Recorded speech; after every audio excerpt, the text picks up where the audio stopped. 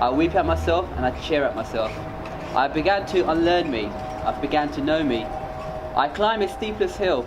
I stumble while standing. I lie in ecstasy. I wither in agony. The brief euphoria when I know the nature of divinity, the fleeting torment when I lose grasp of a faith unknown. When I was young, I did feel a bit angsty. I used to feel sometimes like, oh, maybe I'm being picked on, or maybe I'm being singled out. Sometimes I would feel like they were trying to be polite to me, they were trying to accommodate me, and it makes you a bit conscious that when they're trying to be inclusive towards you, like, oh, and we have Akil, is that your name, how you say, and he's from the Muslim faith, and sometimes it puts you in the spot, and when you're 7 or 8 years old, you're like, and the whole class is staring at you, you're like, why are you singling me out for, I wish I wasn't brown, and you've come home crying saying, I wish I wasn't brown.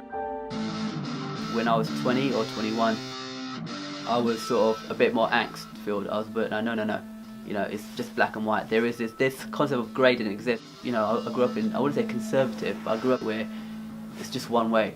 It's either right or wrong. That's it. I remember when I first bought a guitar when I was 19, and I was literally disowned by everyone in my family because it was considered something like, why are you going to the rebellious path? And I was doing it intentionally because I was so frustrated being an Asian, sounding a certain way, and I made a conscious effort to be as un-Asian as possible. I tried to sound more northerny. I tried to emulate the Beatles and other things just to be as apart from everyone else, because this is sort of the typical East London Asian accent, the way they dress with. So I grew my hair long, I started wearing ripped denim. I did everything I could to be something else. Whereas now I'm like, if you're a penguin, you're a penguin. You can't go and try to act like I'm, a flamingo. But inside you can be whatever you want. On the outside you are something, but so on the outside I'm an Asian, whatever. But inside, I'm open to it. Inside I'm open to interpretation, and I finally realized I've got a blank canvas and I could just paint over it and start all over. As a young person, I couldn't do that. As a young person, I was like, I'm brown, I'm doomed. This is it. I can't do anything else. I can't explore music. I can't do this for cultural reasons, or I might offend someone.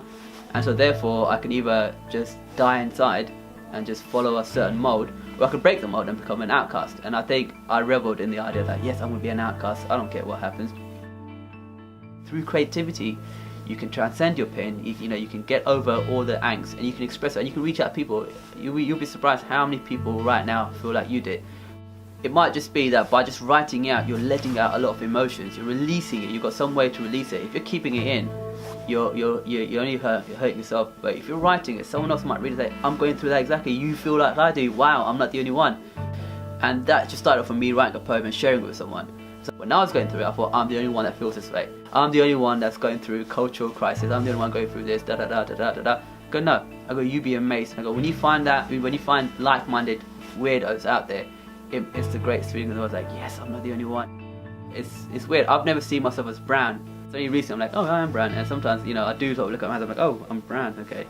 So I've sort of taken a new approach, like, okay, I am a Muslim, I am a British, I am an Asian, I'm all of those things, but I'm also me. I am overcome with love for humanity. I am overwhelmed with contempt for man. I dance wildly and I mourn solemnly. I am elevated by the nature of God and I'm put to vain by the nature of God. I am liberated and shackled by it.